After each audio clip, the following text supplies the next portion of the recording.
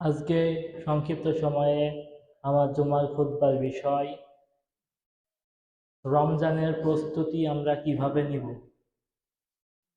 আমরা দেখতে দেখতে দীর্ঘদিন পার করে ফেলেছি এবং একটি রমজান থেকে আরেকটি রমজান আমাদের দরজায় কড়া নাড়ছে এমন একটা অবস্থা। আজকে আসবি রজব মাসের শেষ দিন, সামনে আজকে সন্ধ্যা থেকেই শাবানের মাস পড়ে যাবে।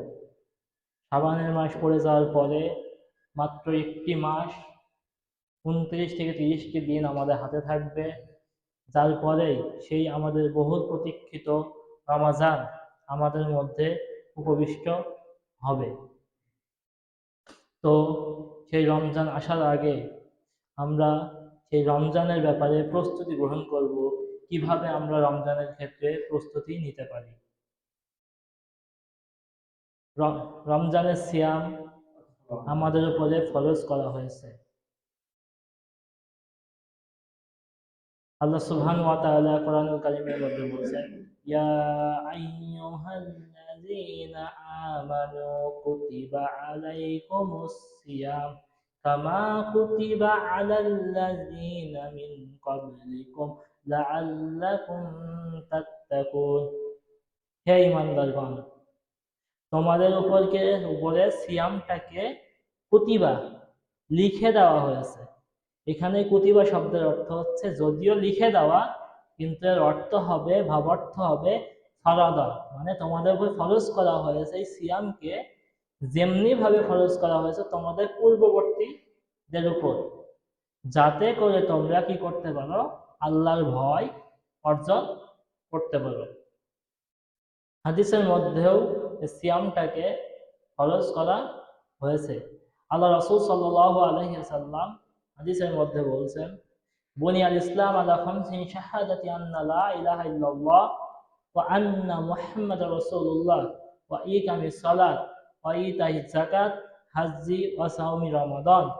যে ইসলাম 5টি স্তম্ভের উপরে প্রতিষ্ঠিত, তার মধ্যে সর্বপ্রথম হচ্ছে এই সাক্ষ্য দেওয়া আল্লাহ ছাড়া সত্য কোনো মাবুদ নেই এবং মুহাম্মদ সাল্লাল্লাহু আলাইহি ওয়াসাল্লাম আল্লাহর রাসূল, এবং সালাত প্রতিষ্ঠা করা, যাকাত আদায় করা, হজ সামর্থ্য থাকলে হজ করা এবং রমজান মাসে সিয়াম পালন করা। এটা হচ্ছে বিধান যে রমজানের সিয়াম আমাদের উপরে ফরজ। তো এই রমজান মাস আসার আগেই আমাদেরকে কিছু বিষয় মাথায় রাখতে হবে, কিছু প্রস্তুতি আমাদেরকে নিতে হবে। সর্বপ্রথম যে প্রস্তুতি আমাদের থাকতে হবে, যে আমরা একটি মাস সিয়াম পালন করব আল্লাহ সন্তুষ্টির জন্য। এই নিয়ত তাকে খালেস করে নিতে হবে এবং ইখলাসের সঙ্গে নিয়ত রাখতে হবে যে আমরা সিয়াম পালন করব। কারণ আল্লাহ রাসূল সাল্লাল্লাহু আলাইহি ওয়াসাল্লামের কথা হচ্ছে প্রত্যেকটা আমল নিয়তের উপর নির্ভরশীল। আল্লাহ রাসূল বলছেন, ইন্নামাল আমালু বিন্নিয়াত, নিশ্চয়ই প্রত্যেকটা আমল তার নিয়তের উপর নির্ভর করে। কুল ইন্নামা ইমরিন মা নাওয়া, অবশ্যই মানুষ তাই পাবে যা সে চায়। যা সে চায় সেটাই পাবে। এখানে আল্লাহ রাসূল সাল্লাল্লাহু আলাইহি ওয়াসাল্লাম বলছেন, নাওয়া শব্দটি আল্লাহ রাসূল ব্যবহার করেছেন। এই নাওয়া শব্দের অর্থ হচ্ছে বিচি বা আটি। এই বিচি বা আটি, মনে করেন যে আপনি যদি একটা আমের বিচি লাগান মাটিতে, কি হবে, আম গাছ হবে এবং সেখান থেকে আপনি আমই পাবেন। জামের বীজ লাগাবেন, জাম গাছ হবে, জাম খেতে পারবেন। ঠিক তেমনই যদি আপনি শুধুমাত্র আল্লাহ সন্তুষ্টির জন্য সিয়াম রাখার নিয়ত করেন, ইবনু সাবেক রাহিমাহুল্লাহ তিনি বলছেন যে নিয়ত এটা হচ্ছে অন্তরের বিষয়। অন্তরে পরিকল্পনা সংকল্প করার নাম হচ্ছে নিয়ত। এর সাথে মুখের কোনো সম্পর্ক নেই। কিন্তু আমাদের সমাজে এক শ্রেণীর ভাইয়েরা যারা নিয়তটাকে মুখে পড়ে থাকে, যেই নিয়তটা তারা মুখে পড়ে, এই নিয়তটার মধ্যেও গলদ রয়েছে। তারা কি পড়ে, আল্লাহুম্মা আসুম্মা গাদাম মিন শাররি রমাদান, আল্লাহুম্মা, হে আল্লাহ, আল্লাহুম্মা মিংসারি গদান, যদি এটা মুখস্থ নেই, যে আমাদের পড়া থাকে না, তো যেহেতু এই নিয়ত পড়ে তো অভ্যাস নেই, এজন্য আমাদের পড়াও থাকে না এইভাবে। তো মিংসারি গদান আসম্য, মিংসারি গদান মানে আমি সিয়াম পালন করব। এই গদান শব্দের অর্থ হচ্ছে আগামীকাল। এখন আগামীকাল সিয়াম পালন করবে, এইটা সারা মুখে নিয়ত করে। এবার আপনি চিন্তা করুন, আমরা সেহরি খাচ্ছি কখন? ভোরবেলা। ভোরবেলা সেহরি খাচ্ছি, তাই না? সুবে সাদিকের আগে সেহরি খাচ্ছি। আর আমাদের আরবি দিন মূলত শুরু হয় কোথাও কখন থেকে? সন্ধ্যাবেলা, মাগরিবের সময় থেকে দিন শুরু হয়। এখন যেই ব্যক্তি রমজানের চাঁদ দেখলো, আজকে সন্ধ্যাবেলায় মনে করেন রমজানের চাঁদ দেখেছে সে, এখন সে তাহলে সে ওই মাগরিব থেকে পরবর্তী মাগরিব পর্যন্ত যেই সময়টা, এই সময়টা কি একটা সিয়ামের অংশ, একটা দিনের অংশ?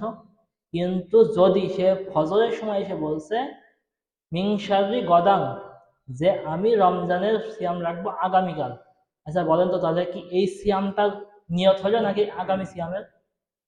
তাহলে আগামী সিয়ামের নিয়ত হবে। এবারে প্রতিদিন পড়তে থাকে এইভাবে, তাহলে যদি নিয়ত সঠিকও হয়ে থাকে, মনে করেন নিয়ত মুখে পড়া যদি জায়েজও হয়ে থাকে, তাহলে তাও তো তার সামনে একটা সিয়াম বাদ যাচ্ছে, সামনে একটা সিয়াম বাদ যাচ্ছে।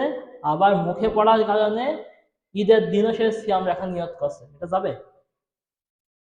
তো এটা মুখে পড়ার জিনিস নয়। আর যদি মুখে পড়ার জিনিসই হয়, তাহলে ভাই সত্য কথা, সিয়ামের মাস আসার আগ পর্যন্ত আপনি সিয়ামের নেকি পাবেন না। কিন্তু যদি অন্তরে সংকল্প হয়, তাহলে আপনি রমজানের মাস আসার আগে আপনি সিয়ামের নেকি পাবেন। কিভাবে? সহিহ বুখারীর বর্ণনা, আব্দুল্লাহ ইবনে আব্বাস রাদিয়াল্লাহু তাআলা থেকে বলেন, তিনি বলেন আল্লাহ রাসূল সাল্লাল্লাহু আলাইহি ওয়াসাল্লাম বলেছেন, আল্লাহ সুবহানাহু ওয়া তাআলা সিয়াম মানে প্রত্যেকটা নেক আমলকে চিহ্নিত করে রেখেছেন, যে এই আমলটা সৎ আমল, এই আমলটা ভালো আমল, এটা নেক আমল, এটা নেক আমল, চিহ্নিত করা আছে। এবার কেউ যদি ওই আমলের মধ্যে একটা আমল করার জন্য সংকল্প করে, সংকল্প হয়ে মুখে করা লাগে না, অন্তরে, তো বলছে যে কেউ যদি সংকল্প করে, তার আমল নামায় একটা নেকি লিখে দেওয়া হয়। আর যখন সে ওই আমলটা করে ফেলে, তখন আল্লাহ সুবহানাহু ওয়া তাআলা তার ওই নেকিটাকে 10 গুণ থেকে 700 গুণ পর্যন্ত বৃদ্ধি করে দেয়। সুবহানাল্লাহ। তারপর আল্লাহ রাসূল আরো বলছেন, যে ব্যক্তি একটা খারাপ কাজ করার নিয়ত করলো বা সংকল্প করলো, ইচ্ছা করলো, আল্লাহ সুবহানাহু ওয়া তাআলা তার ওই গোনাটা লেখেন না। সে যখন ওই খারাপ কাজটা করে ফেললো, তখন আল্লাহ তার জন্য একটা গোনা লিখলো।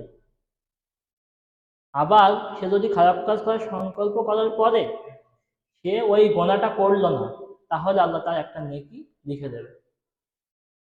মানে গোনা যদি করে ফেলে তাহলে কয়টা গোনা? একটা। আর গোনা করার নিয়ত করলো যে আমি চুরি করবো, আজকে অমুকের গাছে একটা পেয়ারা চুরি করে খাবো, এই নিয়তটা করলো, গোনা লেখা হয়নি। এবার বললো না, ঠিক হলো না, চুরি করবো না, তখন কি হবে? একটা নেকি লিখে দেওয়া হবে। তাহলে কিসের কারণে নেকি পাচ্ছেন? অন্তরের কারণে। কারণ আল্লাহ সুবহানাহু ওয়া তাআলা মানুষের অন্তর দেখেন।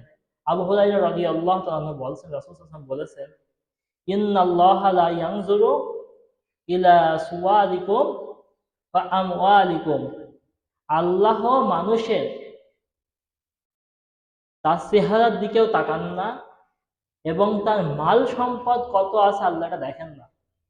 আল্লাহ শুধু দেখেন ওয়ালাকিন ইলা লাকিন ইয়ানজুরু ইলা কুলুবিকুম ওয়া আমালিকুম, যে আল্লাহ সুবহানাহু ওয়া তাআলা শুধুমাত্র বান্দার অন্তরটা এবং তার নেক আমলটা দেখেন। তার মানে আল্লাহ কি দেখছেন? অন্তর এবং নেক আমল। আচ্ছা, অন্তর দ্বারা নিয়ত করার পরে এটা নেক আমল করবে, তাই না?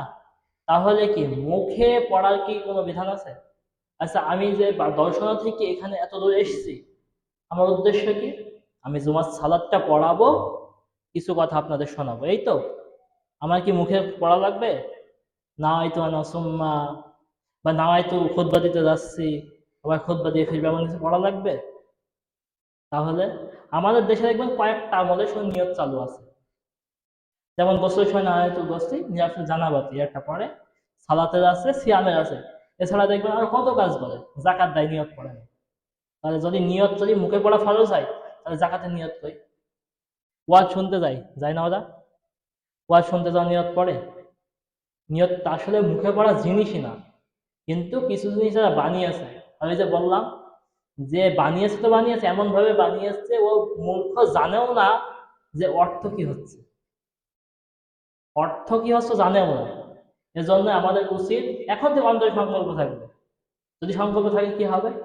এখন আপনি সংকল্প করছেন যে রমজান মাস আসলেই আমি 30টা সিয়াম পালন করব, এই সংকল্প যদি আপনার থাকে, আপনি মারা গেলেন রমজান মাসে আসার আগেই, নেকি পাবেন না? নেকি আপনার এই 30টা নেকি আপনি পেয়ে যাবেন। যেহেতু যদিও মারা যাওয়ার কারণে ফজিলতটা পাচ্ছেন না, কিন্তু ওই নেকিটা আল্লাহ লিখে দেবেন, কারণ কি আপনার অন্তরে নিয়ত ছিল। আর যদি মুখে পড়া হয়, তাহলে তো আপনি রমজান মাস আসবেও না, পড়বেও না, আপনি নেকিও পাবেন না। এজন্য আমাদের উচিত যে সঠিকভাবে অন্তরকে খালেজ করে নিতে হবে আল্লাহর জন্য, যে আল্লাহ তোমার সন্তুষ্টির জন্য সিয়াম পালন করবো। আল্লাহ এই দোয়া করতে, আল্লাহ তুমি আমাকে সুস্থ রেখো, যাতে করে আমি রমজান আসলে সিয়ামটা পালন করতে পারি। এই দোয়াটুকু আল্লাহর কাছে করতে হবে। 2 নম্বর বিষয় হচ্ছে, রমজানের আগে প্রস্তুতিমূলক ভাবে শাবান মাসেই আমাদেরকে চেষ্টা করতে হবে, যে শাবান মাস পড়েছে এখন থেকে চেষ্টা করতে হবে প্রস্তুতি গ্রহণ করার। মানে আল্লাহ রাসূল সাল্লাল্লাহু আলাইহি ওয়াসাল্লাম শাবান মাসে তিনি অধিক ইবাদত করতেন, যেমন তিনি রমজান মাসে তার ইবাদত গুলো সহজ হয়। উম্মু সালামা রাদিয়াল্লাহু তাআলা আনহা বলছেন,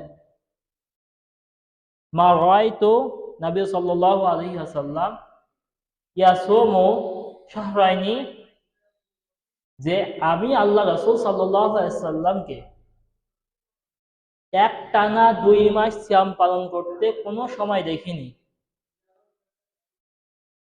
মাতাতা বিআইনি ইল্লা শাবান ওয়া রমাদান, শুধুমাত্র শাবান এবং রমাজান ছাড়া আমি আল্লাহ রাসূল সাল্লাল্লাহু আলাইহি ওয়াসাল্লামকে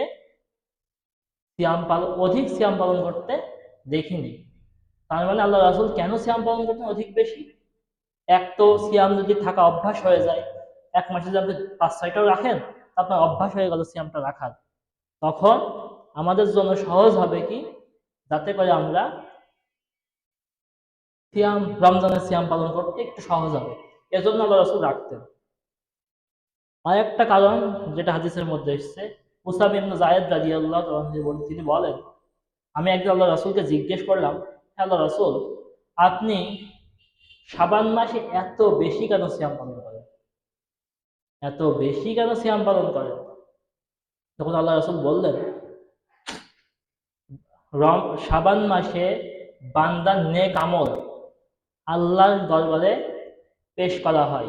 তা আমি চাই যখন আমার আমলটা আল্লাহর দরবারে পেশ করা হচ্ছে, তখন যেন আমল নামাটা যখন আল্লাহ দেখছেন, এমন সময় যেন আমি সিয়াম অবস্থায় থাকতে পছন্দ করি।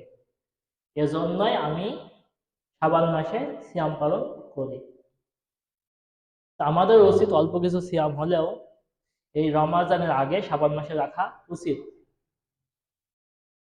এমনকি আল্লাহ রাসূল এত গুরুত্ব দিয়েছেন, আবার একটু নিষেধও করেছেন। বলেছে যারা তোমরা দুর্বল প্রকৃতির মানুষ আছো, তারা শাবানের 15 তারিখ পার হয়ে গেলে সে যেন সিয়াম আর না থাকে। না আপনি রেখেছেন 5টা 6টা রেখেছেন বা 10টা রেখেছেন, কিন্তু আপনার মনে হচ্ছে আপনি এখন আরো যদি সিয়াম রাখেন, তাহলে আপনি রমজানে আপনার সিয়াম পালন করতে কষ্ট হয়ে যাবে, তখন আপনি শাবানের 15 হয়ে গেছে আর সিয়াম রাখার দরকার নেই। আল্লাহ রাসূল নিজেও মাঝে মধ্যে কোনো কোনো মাসে তিনি রমজানের আগে শাবানের 5-6 শেষের 5-6 দিন তিনি সিয়াম রাখতেন না। আবার কোন হাদিসে তিনি টানা 2 মাসই রাখতেন। আল্লাহ রাসূলের হিসাবটা ভিন্ন, কারণ তিনি আল্লাহ রাসূল, তিনি কিভাবে সিয়াম পালন করেছেন ওইভাবে টানা 2 মাস, এটা আল্লাহু আলাম, এটা আমাদের জন্য না। যেমন সামে বিশাল, একদিন মানে এক সেহেরিতে 2টা টানা সিয়াম পালন করা, মাঝখানে ইফতারও করবে না। আমাদের জন্য কিন্তু জায়েজ নেই, আল্লাহ রাসূল কিন্তু পালন করেছেন। কারণ কেউ যদি বলে আল্লাহ রাসূল করেছে আমি করবো, তো সে কি পাগল না? কারণ আল্লাহ রাসূল নিষেধ করে নিজে পালন করেছেন এবং পাশাপাশি নিষেধও করেছেন সাহাবীদেরকে যে তোমাদের জন্য নয় সিয়ামটা। তো আমাদেরকে আল্লাহ সুবহানাহু ওয়া তাআলা আমাদেরকে পৌঁছিয়ে দিক রমজান পর্যন্ত, যাতে করে আমরা আল্লাহর দেওয়া ফরজ ইবাদত আমরা পালন করতে পারি। 3 নাম্বার, আল্লাহর কাছে তওবা করে ফিরে আসতে হবে। মানুষ তো ভুল ভ্রান্তি করে, তাই না? রমজান আসলে আমাদের মনে হয় যে নামাজ পড়াটা উচিত, নামাজ পড়া, অনেকে নামাজ পড়া শুরু করে। অনেক মানুষ আছে যারা নামাজ পড়া রমজান মাসে শুরু করেছে, আজ ছাড়ে না জীবনে। এমন অনেক মানুষ আছে। আবার সেজন্যই আমাদের তওবা করে ফিরে আসা উচিত। আল্লাহ বলছেন ফাতুবু ইলাল্লাহি জামিআন ইয়া আইয়ুহাল মুমিনুন লাআল্লাকুম তুফলিহুন। তোমরা হে ঈমানদারগণ, তোমরা আল্লাহর কাছে তওবা করো যাতে করে তোমরা সফলকাম হতে পারো। আল্লাহ বলছেন যে তোমরা আমার কাছে ফিরে আসো, আমার কাছে তওবা করো যাতে করে কি তোমরা সফলকাম হতে পারো। তিরমিজির বর্ণনায় আনাস রাদিয়াল্লাহু তাআলা বলেন, আল্লাহ রাসূল সাল্লাল্লাহু আলাইহি ওয়াসাল্লাম বলেছেন, কুল্লু বানি আদম খাত্তাউন ওয়া খায়রুল খাত্তাইনা তাওয়াবুন। প্রত্যেক আদম সন্তান ভুলকারী এবং তাদের মধ্যে উত্তম ভুলকারী হচ্ছে যে গুনাহ করার পরে আল্লাহর কাছে তওবা করে। আদম সন্তান ভুল করবে, এটা স্বাভাবিক, কিন্তু এই ভুলের উপরে অটল থাকা যাবে না। ভুলটাকে সংশোধন করে তওবা করে ফিরে আসতে হবে। এজন্য আল্লাহ সুবহানাহু ওয়া তাআলা বলছেন, ইয়া আইয়ুহাল্লাযীনা আমানু তুবু ইলাল্লাহি তাওবাতান নাসুহা। হে ঈমানদারগণ, তোমরা আল্লাহর কাছে তওবা করো, তাওবাতান নাসুহা, খাঁটি তওবা। খাঁটি তওবা, আল্লাহ বললেন কি খাঁটি তওবা। এখন রিয়াদুস সালিহিন গ্রন্থের লেখক বা সংকলক ইমাম নববী রাহিমাহুল্লাহ, তিনি সহ সালাফরা খাঁটি তওবার 3টি শর্ত দিয়েছেন। প্রথম নাম্বার শর্ত হচ্ছে ওই পাপ থেকে, পাপকে ছেড়ে দাও, মানে আপনি একটা পাপ করছেন, ওই পাপ থেকে আপনি তওবা করতে চাচ্ছেন, তাহলে আপনার তওবা করতে হলে সর্বপ্রথম কাজ হচ্ছে ওই পাপটাকে ছেড়ে দিতে হবে। 2 নাম্বার কাজ হচ্ছে তওবার শর্ত, 2 নাম্বার শর্ত হচ্ছে ওই পাপের জন্য অনুতপ্ত হতে হবে, যে আমি ভুল করেছি, অন্তর থেকে এটা অনুশোচনা আসতে হবে, অনুতপ্ত হতে হবে। 3 নাম্বার শর্ত হচ্ছে ওই পাপ আগামীতে আমি আর কোনোদিন করব না, এই সংকল্প, এই প্রতিজ্ঞা আল্লাহ সুবহানাহু ওয়া তাআলার কাছে করতে হবে, যে আল্লাহ তুমি মাফ করে দাও, এই পাপ আমি আর কোনোদিন করব না।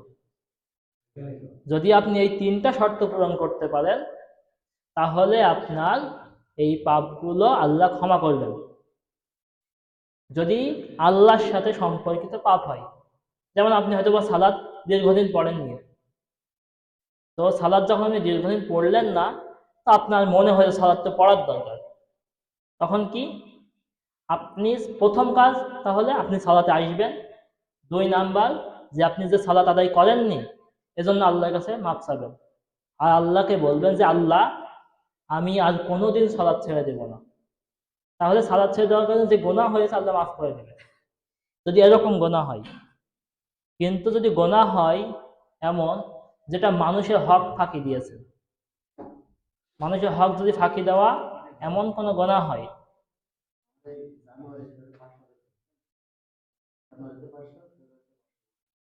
আল্লাহ সুবহানাহু ওয়া তাআলার কাছে যে পাপ করেছেন, এই পাপের জন্য তওবা করতে হলে শর্ত কয়টি? 3টি। আর যদি এটা মানুষের সাথে সম্পর্কিত পাপ হয়, যেমন আপনি মনে করেন কোনো ভাইয়ের জমির আইল ঠেলেছেন, কোনো ভাইয়ের টাকা মেরে দিয়েছেন, এমন যদি পাপ হয়, তাহলে তখন শর্ত 3টির পরিবর্তে 4টি। 4টির ক্ষেত্রে কেমন হবে? চতুর্থ শর্ত হচ্ছে হয় ওই ব্যক্তির ওই যতটুকু ক্ষতি করেছেন ক্ষতিটা আপনি পূরণ করে দিবেন, অথবা যদি ক্ষতি পূরণ করার সামর্থ্য না থাকে আপনি মাফ চেয়ে নেবেন। আর যদি সে ব্যক্তি যদি মাফ করে দেয়, তাহলে চতুর্থ শর্ত পূরণ হবে। আমি অনেক বোঝাতে পারছি যে আল্লাহর সাথে সম্পর্কিত পাপ হচ্ছে কয়টা শর্ত? তিনটা। আর যদি মানুষের সাথে সম্পর্কিত পাপ হয় তাহলে মানুষকে মানুষের কাছে মাপ চেয়ে নিতে হবে। যদি এইভাবে তওবা করে ফিরে আসতে পারেন, আল্লাহ চাইতো আল্লাহ আমাদেরকে ক্ষমা করবেন। কারণ আল্লাহ যদি কোনো বান্দা আল্লাহর কাছে ক্ষমা চায়, আল্লাহ খুশি হয়ে যান। আনাস রাদিয়াল্লাহু আনহু বর্ণিত, রাসূল সাল্লাল্লাহু আলাইহি ওয়াসাল্লাম বলছেন, উদাহরণ দিতে গিয়ে, যে আল্লাহ কতটা খুশি হন বান্দা তওবা করলে। যে আল্লাহ উদাহরণ দিতে গিয়ে বলছেন যে ধরে নাও এক ব্যক্তি, সে মরুভূমিতে সওয়ার হয়েছে। সওয়ার হওয়ার সময় তার কাছে যে উট ছিল, বাহন ছিল, তার বাহনে খাদ্য ছিল, পানীয় ছিল।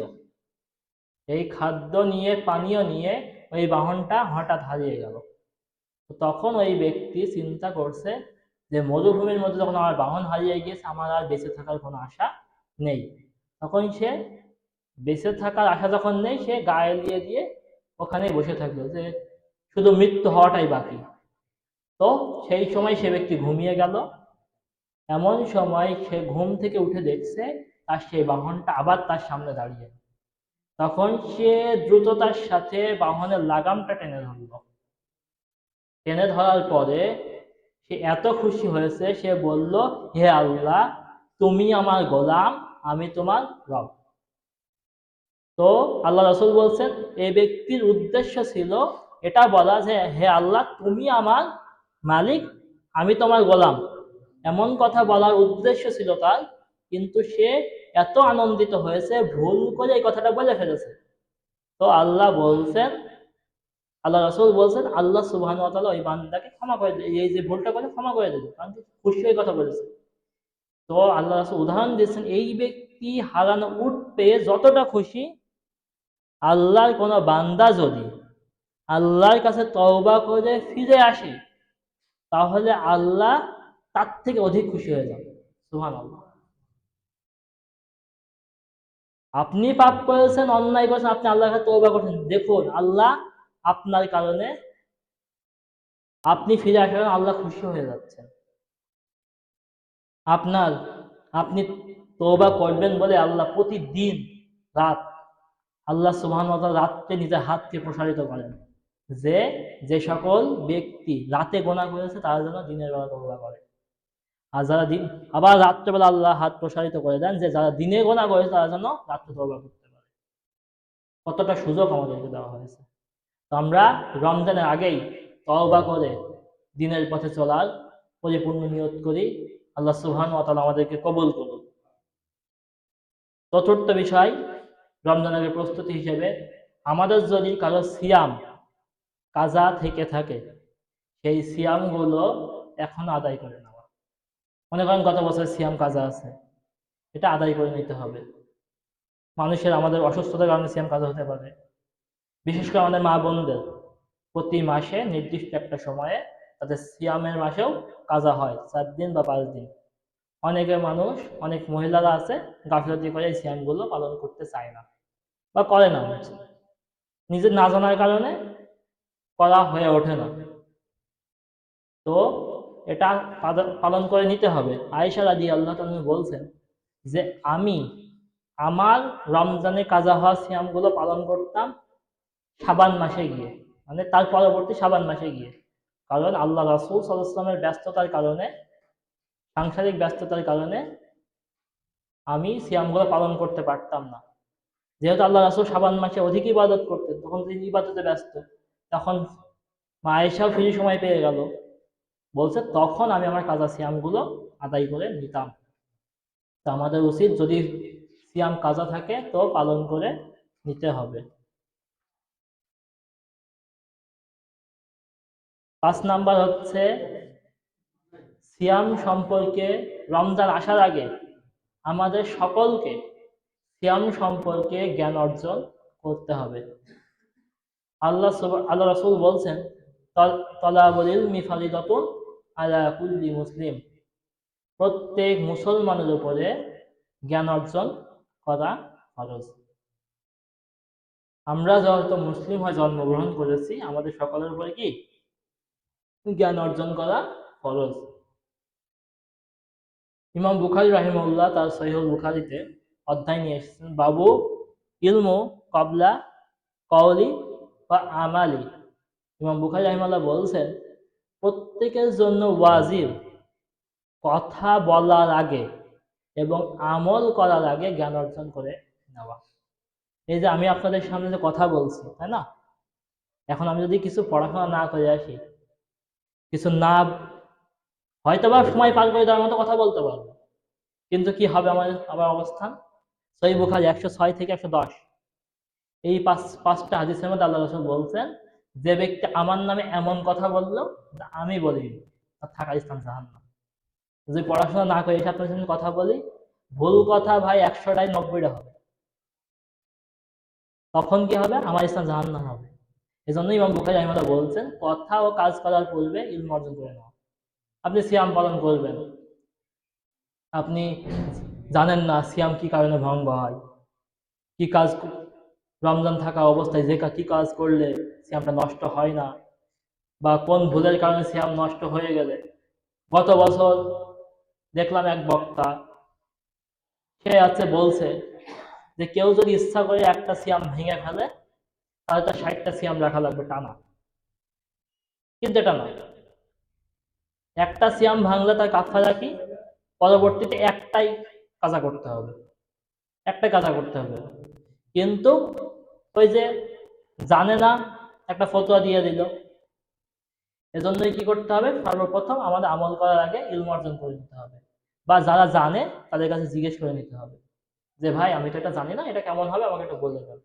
কারণ আল্লাহ সুবহানাহু ওয়া তাআলা বলছেন, ফাসালু আহলা যিকরি, তোমাদের মধ্যে যারা জানে তোমরা তাদের কাছে প্রশ্ন করো।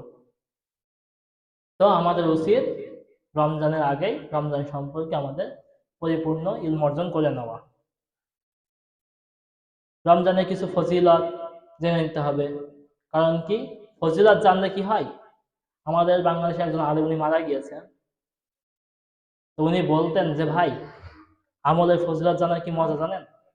যে আপনি যখন মনে করেন যে আপনি আজকে রাত্রে বা আজকে আপনি সকালবেলা হাদিস পড়লেন যে অজু যখন মানুষ করে তখন তার এই পানির ফোঁটার সাথে তার গোনাগুলো মাফ হয়, আপনি হাদিসটাকে পড়লেন। এখন বলেন তো, আপনি যখন অজু করবেন তখন কি আপনার ভালো লাগবে না? আপনার যে হাদিসটা মনে পড়বে, তাই তো, যে আল্লাহ রাসূল তো এই কথা বলেছে, তো অজুটা সুন্দর করেই করি যেন গোনাটা মাফ হয়। আপনি যখন জানবেন যে সালাতে আপনি আল্লাহর সঙ্গে কথা বলেন দাঁড়িয়ে দাঁড়িয়ে, তখন আপনার মনে হবে না? ওই হাদিসটা যখন মনে পড়বে আপনার, তখন আপনার মনে হবে একটু ভালো করে সুন্দর করে নামাজটা পড়ি, যে কারণ আল্লাহর সামনে দাঁড়িয়ে আছে। তো উনি বলতেন যে ভাই, জ্ঞান অর্জনে এটা মজা, যে আপনি ইবাদত গুলোকে আরো সুন্দরভাবে করতে পারবেন। যার ইলম যত বেশি, তার ইবাদত তত সুন্দর। যার কাছে ইলম আছে বেশি, তার ইবাদত সুন্দর হবে। এই কারণে আমাদের উচিত যে রমজান আসার আগে আমাদের রাসূলুল্লাহ গালিব স্যারের সিয়াম কিয়াম বইটা আছে, সবাই পড়ে নি একবার। বা যদি পড়তে ইচ্ছা না করে, তাহলে জুমার দিন আগে আগে আসি, কারণ খতিব সাহেব এখন ঈদ পর্যন্ত রমজান ব্যাপারে আলোচনা হবে মসজিদে, তো এটা পড়ে নি। বা যেই বক্তা ভালো লাগে অনলাইনে তার বক্তব্য সার্চ দিয়ে শুনি, আমাদের সালাফি আলেমদের আলোচনার অভাব নেই। তো এজন্য আমাদের জ্ঞান অর্জন করতে হবে, যাতে করে আমরা সঠিকভাবে সিয়ামটা পালন করতে পারি। 6 নাম্বার, সবচেয়ে বড় জিনিস যেটা আমাদের পাপের করার মূল যেটা কারণ, সেটা হচ্ছে শয়তানের ওয়াসওয়াসা। এজন্যই আমাদের শয়তানের ওয়াসওয়াসা থেকে বেঁচে থাকতে হবে, যাতে করে আমরা সুন্দরভাবে ইবাদত করতে পারি। চেষ্টা করতে হবে, সব সময় চেষ্টা করতে হবে। কারণ আল্লাহ সুবহানাহু ওয়া তাআলা, সেই ঘটনা আপনারা সবাই জানেন, ফেরেশতাদেরকে বলছেন, হে আমার ফেরেশতারা, আমি তোমাদের আমি পৃথিবীতে খলিফা পাঠাবো। তখন ফেরেশতারা বলছে, হে আল্লাহ, আপনি কি এমন কাউকে পাঠাবেন যারা দুনিয়াতে রক্তপাত ঘটাবে? তখন ফেরেশতাদেরকে আল্লাহ বললেন, তোমরা আমি যা জানি তোমরা তা জানো না। তো তখন আল্লাহ সুবহানাহু ওয়া তাআলা তখন আদমকে বানালেন। আদমকে বানানোর পরে আল্লাহ সুবহানাহু ওয়া তাআলা আদমকে সব কিছুর নাম শিখিয়ে দিলেন। শিখিয়ে দেওয়ার পরে ফেরেশতাদেরকে বলছেন, হে ফেরেশতারা, তোমরা এই জিনিস এগুলোর নাম বলে দাও। ফেরেশতারা বলছে, আল্লাহ তুমি আমাদেরকে যা শিখিয়েছো তার বাইরে আমাদের কোনো জ্ঞান নেই। তখন আদমকে জিজ্ঞেস করলো, হে আদম, তুমি এগুলোর নাম বলো তো। তখন আদম আলাইহিস সালাম সেগুলোর নাম নিজে বলে দিলেন। বলে দেওয়ার পরে তখন আল্লাহ বললেন ফেরেশতাদের, তোমরা আদমকে সেজদা করো। আদমকে তো সবাই সেজদা করছিল, একজন সেজদা করেনি, সে কে? শয়তান, ইবলিশ। তখন আল্লাহ সুবহানাহু ওয়া তাআলা বলছেন, আদম আচ্ছা, এবার ইবলিশকে প্রশ্ন করছে, হে ইবলিশ, আমি যাকে আমার দুই হাতে বানালাম সেই আদমকে সেজদা করতে তোকে কিসে বাধা দিল? তখন ইবলিশ যুক্তি দিচ্ছে যে আমি তার থেকে বেশি মর্যাদাবান। আমি মাটির তৈরি, আদম মানে আমি আগুনের তৈরি আর আদম মাটির তৈরি। আমার ঊর্ধ্বগতি আর আদমের নিম্ন গতি, আমি কেন তাকে সেজদা দেবো? তা আল্লাহ তখন বলল যে তুই বেরিয়ে যা, তুই এখনই বেরিয়ে যা, তুই আমার কথার অবাধ্য হয়ে তুই বেরিয়ে যা। তখন শয়তান আল্লাহকে বলছে, আল্লাহ তুমি যেই কারণে আমাকে পথভ্রষ্ট করে দিলে, তুমি আমাকে কিয়ামত পর্যন্ত হায়াত দাও।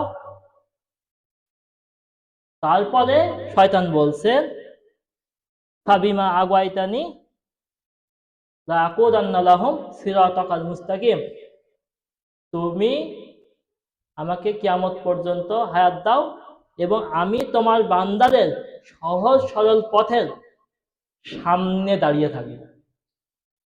আল্লাহ আল্লাহ এবার শয়তান আরো বলছে, কত বড় অহংকার দেখেন, বলছে আমি তাদেরকে সামনে থেকে ওয়াসওয়াসা দেব, পিছন থেকে ওয়াসওয়াসা দেব, ডাইন দিক দিয়ে ওয়াসওয়াসা দেব এবং বাম দিক দিয়ে ওয়াসওয়াসা দেব। আপনি আপনার কোনো বান্দাকে পাবেন না যারা আপনার শুকরিয়া আদায় করবে। তখন আল্লাহ বলছে যে যারা তোকে, আল্লাহ তখন শয়তান, যারা তোকে অনুসরণ করবে আমি তাদেরকে এবং তোকে দিয়ে জান্নাতে ভর্তি করবো। তারপর কি হয়েছিল? শয়তান তখন আল্লাহ সুবহানাহু ওয়া তাআলা আদম এবং হাওয়াকে বললেন, যাও হে আদম, তুমি তোমার স্ত্রীকে নিয়ে জান্নাতে থাকো, কিন্তু ওই গাছের কাছে যাবে না। কিন্তু শয়তানের ওয়াসওয়াসায় সেই গাছের কাছে গেল এবং ওই গাছের কাছে গেল। হাদিসের মধ্যে এটা এসেছে যে গাছের কাছে গেল এবং তাদের কাপড়গুলো শরীর থেকে খুলতে শুরু করলো। কারণ শয়তানের প্রথম যে কাজ সেটা হচ্ছে নগ্নতা প্রচার করা। দেখছেন না, ডিশ সিনেমার মাধ্যমে, বিভিন্ন টকশোর মাধ্যমে আমাদের মা বোনদের কি উলঙ্গ করার চিন্তা চলছে। নারী স্বাধীনতার নামে নারীদের শরীর থেকে একটা একটা কাপড় খুলে দিচ্ছে।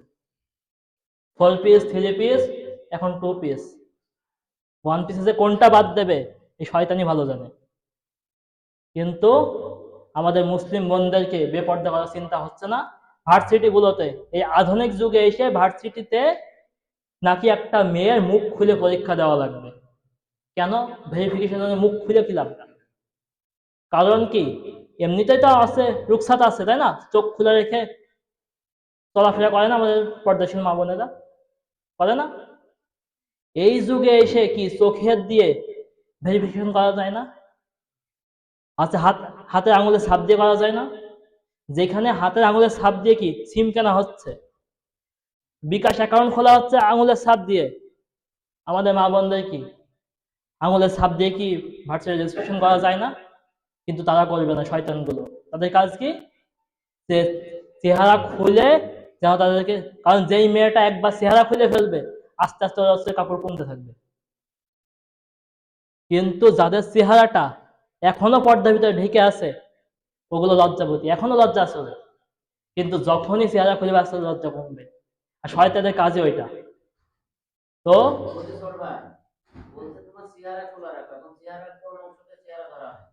চেহারাই যেটা,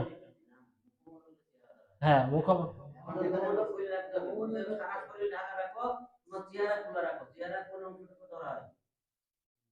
বলতেছি দাঁড়া। আচ্ছা, প্রশ্ন করছে, প্রশ্ন পরে করা উচিত। তাই চেহারা বলতে চোখটা যদি খোলা থাকে এটা কিন্তু যথেষ্ট, আর চোখটা তো দেখার জন্য খোলা রাখতে হবে। তো এটা দিয়ে কিন্তু ভেরিফিকেশন 100 ভাগ সম্ভব। এখন যদি আপনি এই যুগে এসে বলেন যে চেহারা দেখাতে হবে, মুখমণ্ডল দেখাতে হবে ভেরিফিকেশন করার জন্য, তাহলে এর মতো পাগলের প্রলাপ আর হয় না। তাহলে আপনার আধুনিক হয়ে লাভটা হলো কি ভাই? এটা 2025 সাল, এখন 1998 বা তার আগে না, যে যখন আসছে আর কোনো পদ্ধতি ছিল না। এখন আপনি এসে আমাকে গান শোনাবেন যে আছে চেহারা না খুললে মানুষকে চেনা যায়? এই জন্যই আমাদের উচিত যে এই শয়তান আমাদেরকে বিভিন্নভাবে ধোঁকা দেবে, শয়তানের ওয়াসওয়াসায় হয়ে যাবে। তো আমাদের উচিত শয়তানের ওয়াসওয়াসায় বেঁচে থাকবো, নিজের পরিবারকে বাঁচিয়ে রাখবো। আল্লাহ বলছেন কু আনফুসিকুম ওয়া আহলিকুম নারা, নিজে বাঁচো এবং পরিবারকে বাঁচাও। তো এই বিষয়ে আরো কিছু কথা ছিল, কিন্তু সময় শেষ। আমাকে আখির দাওয়ানা আলহামদুলিল্লাহি রাব্বিল আলামিন। আল্লাহ